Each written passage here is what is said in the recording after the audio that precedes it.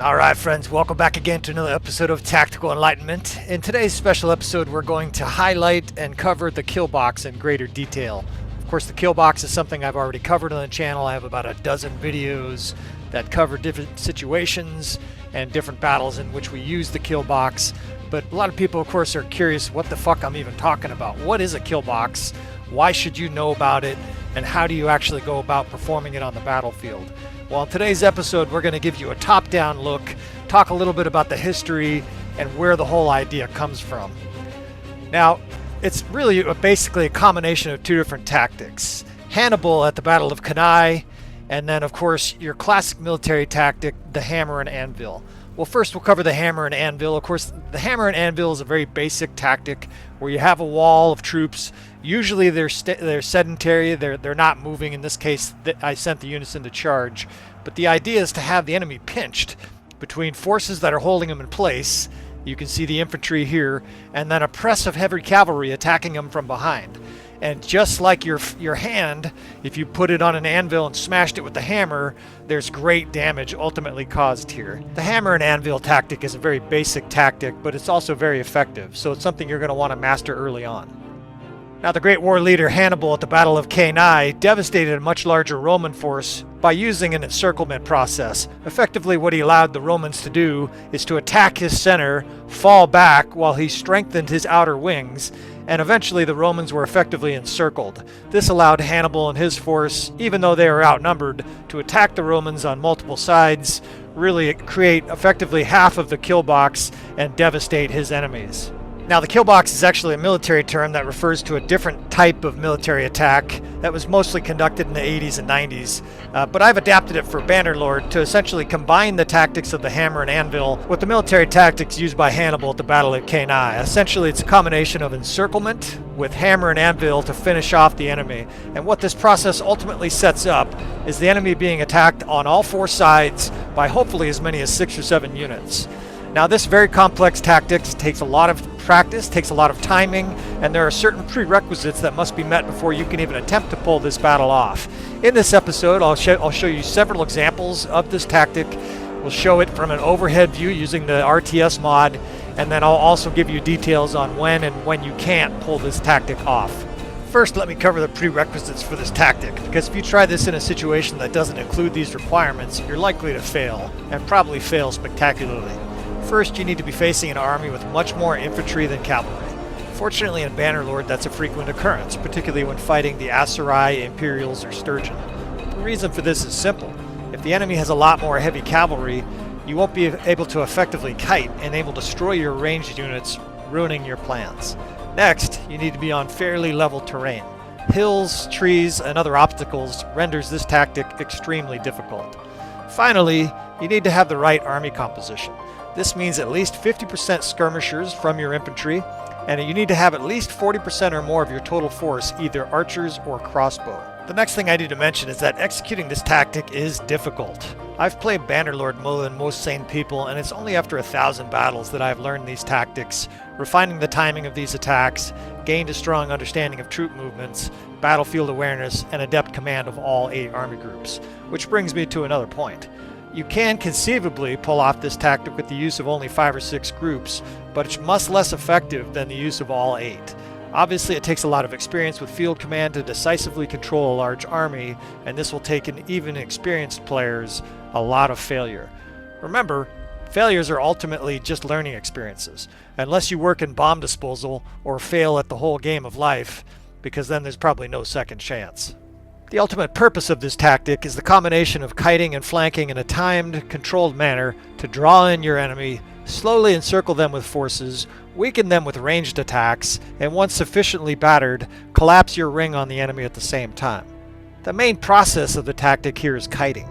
Kiting refers to the strategic fallback of troops to a safer position so that they can attack with an advantage. One of the main advantages of this tactic is that through the kiting process, the enemy infantry is often left alone and without any archer or cavalry support. This is another example of the military strategy of fighting your enemy in detail, or in the simplest terms, one unit at a time. Now, if you're wondering how to get to this stage, maybe you just started playing or you're a fairly experienced but not super experienced commander, one of the things you can actually do is visit our channel and check out our playlist. I have 2 different playlists I recommend for people who want to get to this level of mass destruction on the enemy. The first one is the Intermediate Tactics playlist. This is a series of about 10 videos that'll take you from commanding 3 or 4 army groups all the way to commanding comfortably 8 army groups. And this step-by-step process should allow you to get to the point where you're more comfortable commanding large armies. The other playlist, of course, I recommend is the Killbox playlist. This is also a series of about 10 videos that show kill boxes in different situations, show the timing of it, and should help you get to a level where you too can pull off this nasty tactic. Alright, now let's give an example of a battle that happened in my recent campaign that gives you a very clear picture of the kill box. These fucking sturgeons are just never-ending attacking our capital here.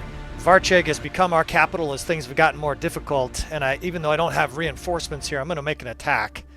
That's interesting. They have a very large force of infantry and not much supporting units. Let me see here. Yeah, they have almost 70% infantry in this army force. I think I have just the right army composition here to try a kill box. I'm looking over my men here. So kill box again. You really want to have javelin guys like this, right? You want to have guys that have ranged attacks, even your infantry, right? You want to have archers, of course, but I like to have skirmishers like this that have 2 different stacks of harpoons, right? Or they'll have a lower level javelin even.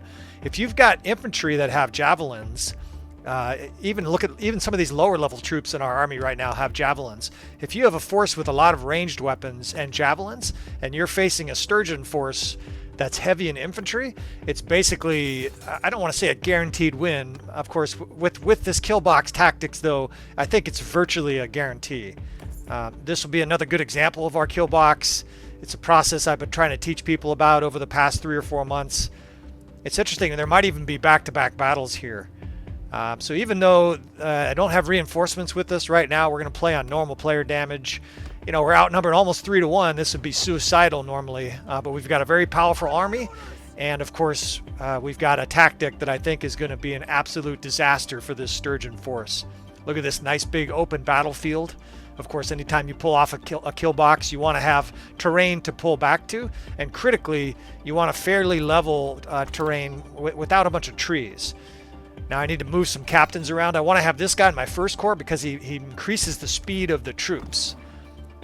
I also want to increase the speed of my archers. Let's see, there's already one in the 5th. Let's put her in the 4th, and I've got a nice captain in the 5th. The 4th and 5th are my archer corps, of course. If you're new to the channel, I'm running all 8 different groups. Please watch some of the other videos for a greater description of it. But what we're effectively going to do here is pull off a kiting kill box.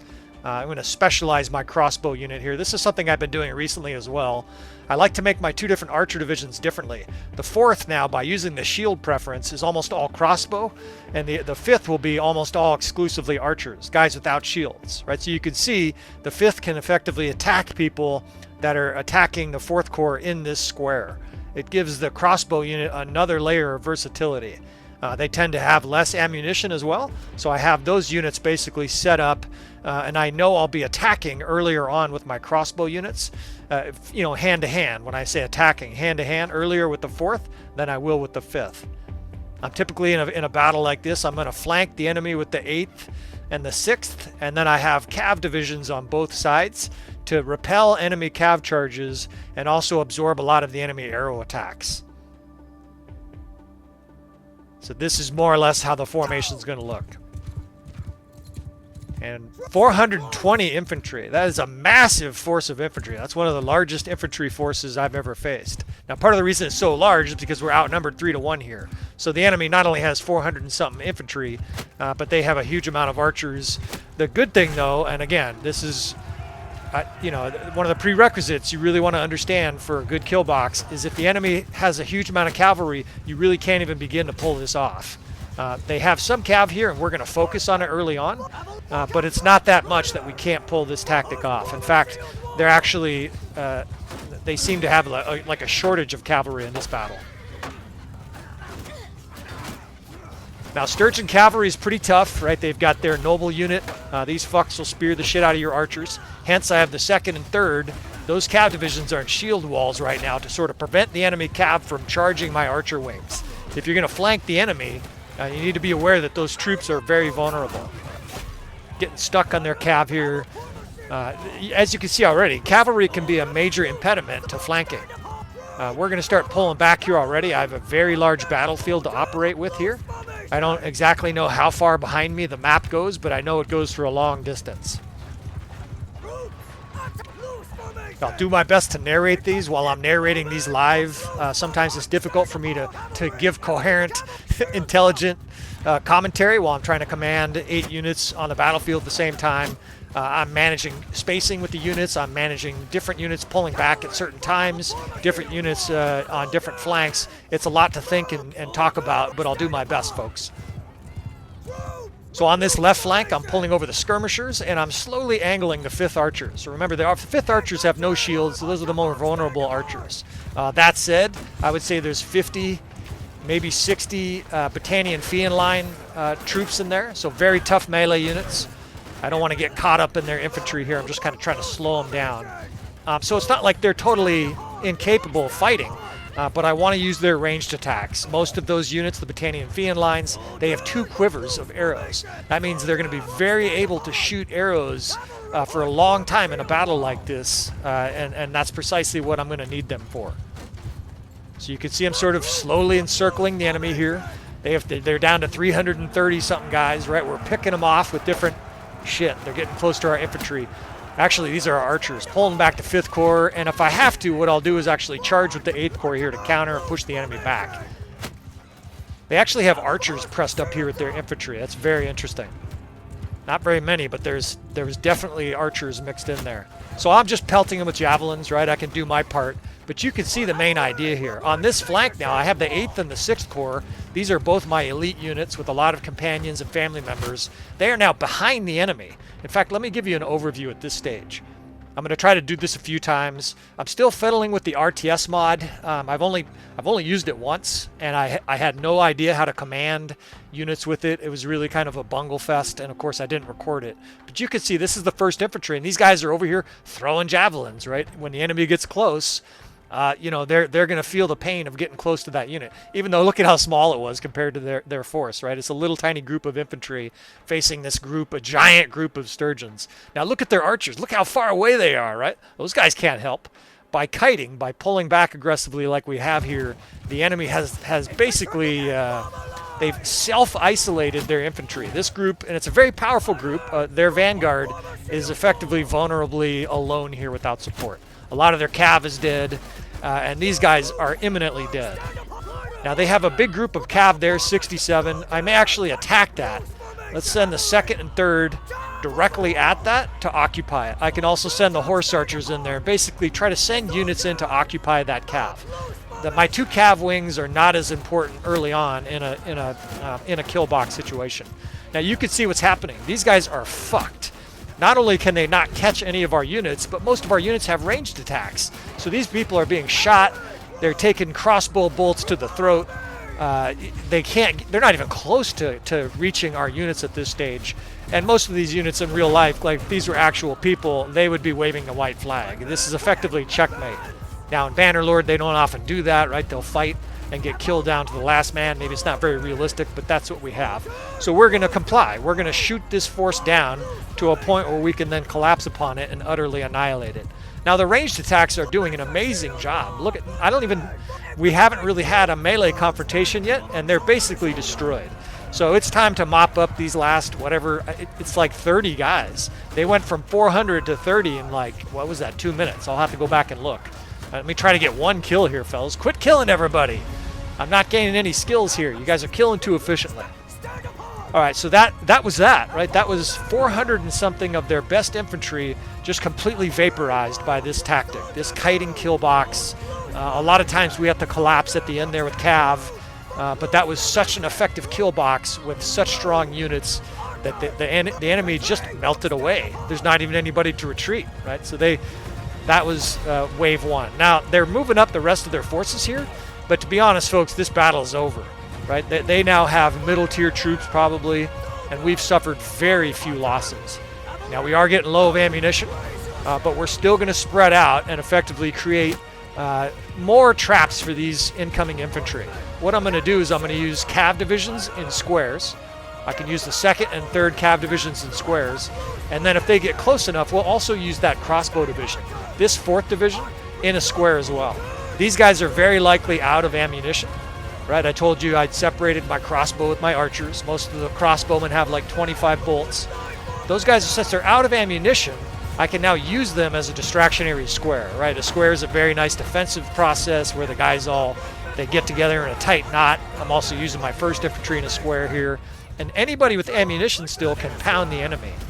Now, when the enemy is fully sort of distracted and attacking those squares, that's what we're going to sweep in. Now, I still see my 5th Corps is pounding away here with their arrows. Now it's time to drag our cav division and our elite 8th Corps. These are our knights, our highest level companions, a lot of them with 300 riding. And we're just going to slaughter the enemy attacking our squares. The squares, of course, are going to make it very difficult for the enemy to actually do any damage to them. You can see the 1st is over there in their turtle. The enemy's starting to swarm them. They can't really do a lot of damage to them. Meanwhile, these units of theirs are being trampled by cavalry and still shot to death by our archers. I wasn't able to mention it there because a lot's happening. Of course, I'm doing my best to enumerate all these moves, but I moved our archers back up to that ridge. One last little kiting pull there so that they can shoot down on the enemy coming in, right? We might as well use all of our troops at the same time. Now it's just time to charge and finish off these troops. So these guys' morale is cratered probably.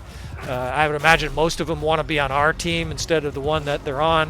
Look at these guys swarming this square here, right? They're not getting any kills either. Those are elite infantry, and they're bottled up into a square. There's one death I see, maybe a couple. But it's a highly effective process where you're effectively baiting the enemy to attack your strongest spot and then destroying them once they do. I can just go around here and hack off the heads of a few more of these crossbowmen, but this battle is over. I now have units charging. I just trampled a Battanian Fiend champion. This was an absolute massacre. And this successful battle, well, yeah, if you can call this a battle, I'm sure some people are just calling it a massacre. This successful encounter here, what it's going to allow us to do is take on the rest of the Sturgeons. Before we entered this battle, there was clearly another Sturgeon army coming. In our campaign where we're fighting all 8 kingdoms at the same time, this is a frequent occurrence, right? I'm routinely fighting literally a battle every game day. Not every actual day of like playing, I mean every day of the game. So there's almost no rest for our troops.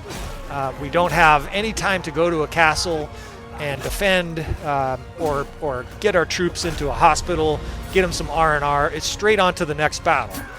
So for me, the Killbox, of course, has become an essential process where we destroy the enemy in a hurry, very much limit our casualties. Look at how fast that guy's running. Look at that guy. That's an archer. He's practically keeping up with the cavalry. And again, that's from our banner. You want to use those banners that provide 30% movement. Look at this. 3 deaths and 21 injured.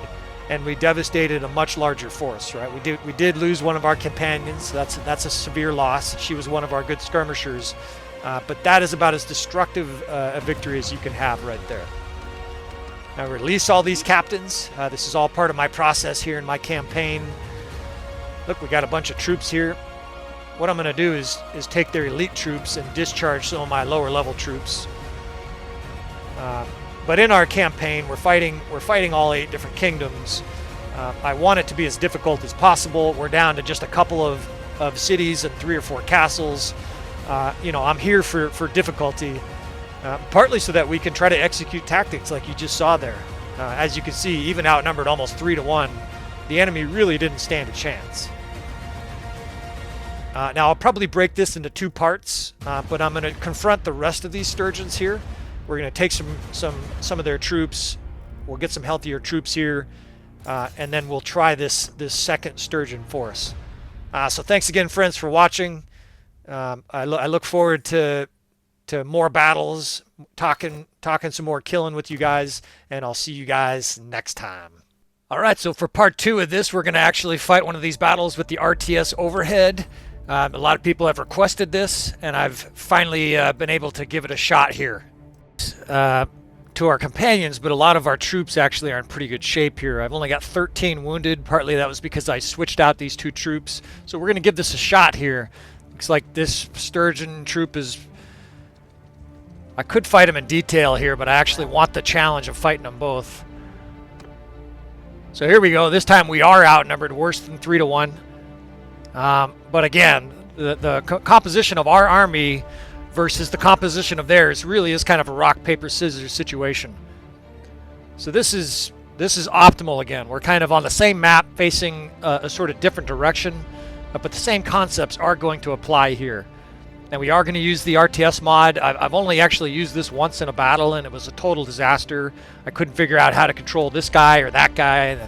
I was controlling guys with like weapons I didn't even know how to use. I couldn't really use this overhead thing, but we're going to give this a shot here. I'm just going to narrate this live and do the best I can. And most of this should look somewhat familiar. Obviously, it's different from being up so high. It's like helicopter fucking blimp view here. But the same concepts apply, right? We're going to have our cav wings on both sides. I'm moving over my 1st infantry and 4th crossbow in the center there. Over here on the right, I have my 5th archers, the 6th skirmishers, and behind them, horse archers, the 7th, and then the 8th is my elite knights. And the flanking / kiting process begins. The enemy seems to be moving incredibly slow. I think that's just the optical illusion of being up here, commanding my troops from the heaven. So this is going to be very interesting. So right now I'm putting my cavalry in a square on that far side because that cav is facing javelin cavalry, and I don't need those guys being annihilated over there. Besides that, though, it's going to look very similar to the first battle. I'm just going to try to open up the center here, kite units, bring our units back as they push in, try to surround them, pound them with ammunition, and then destroy them with a combined attack. I see their jav cav down here is just totally rampaging. It's more unnerving from this height. Like, it looks like that's going to be a major problem. But of course, archers are shooting them as well. So there's, it's a little bit of a cat and mouse game. Now they have a huge infantry block. I don't actually have the numbers from this interface, but I'm sure it's at least 400 units. Again, you can just see it's just a fucking giant wall of blue. But the other thing that's nice is you can already see they're in shield wall. Now, ironically, that's to their detriment here, right? They're in shield wall to absorb the different arrow attacks, but that also means that they have a 0% chance of reaching any of our units.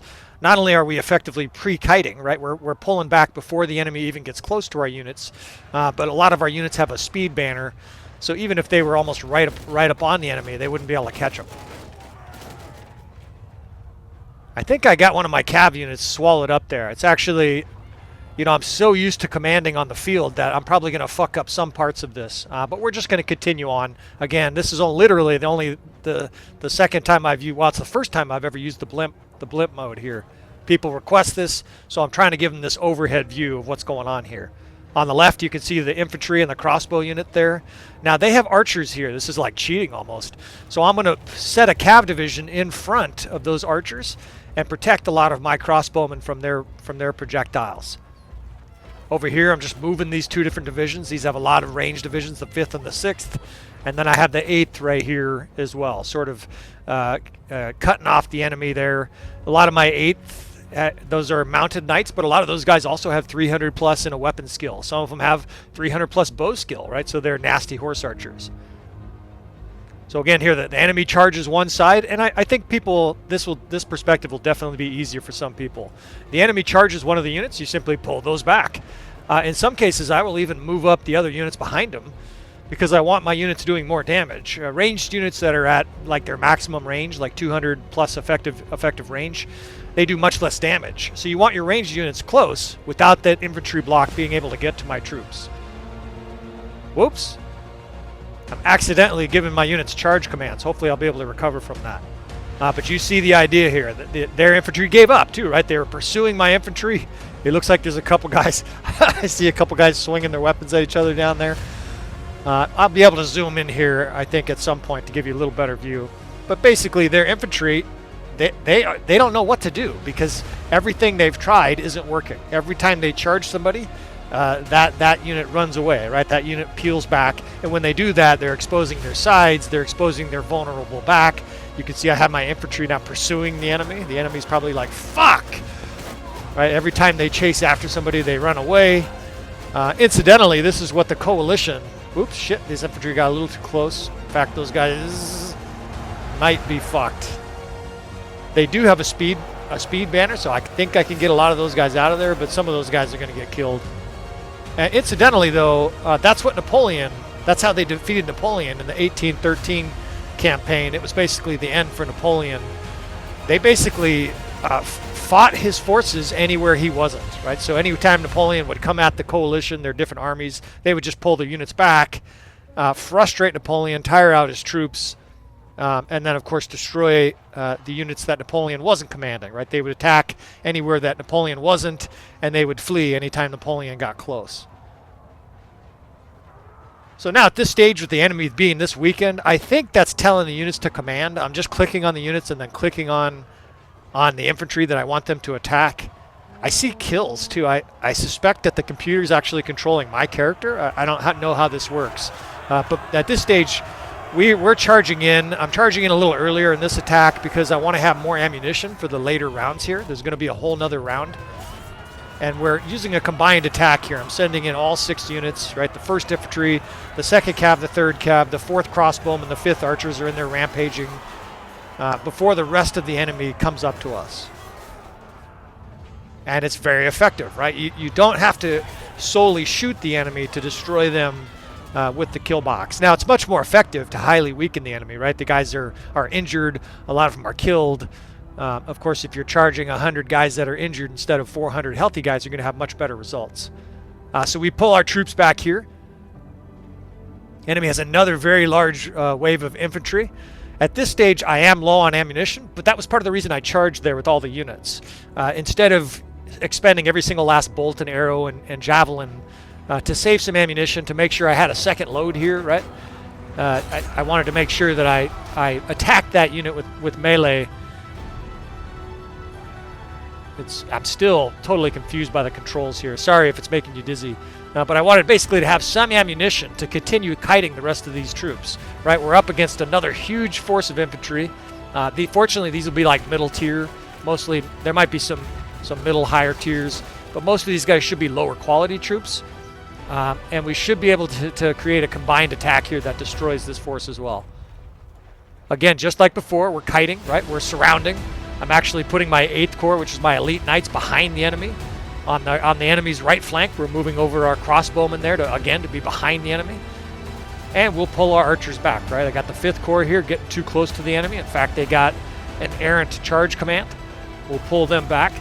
We can put our 8th Corps there into a square. I think that was my 8th. It doesn't... Maybe I fucked up the commands for it. That might be one of my cav units.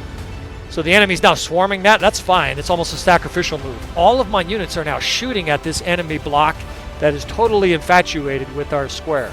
Right? I've got like 10 guys in there. It's basically bait, and they ate it up. So I just moved that square kind of out of their way, and it's sort of dragging them away. Again, the biggest key is we want the enemy in that center and not able to reach any of our more delicate units.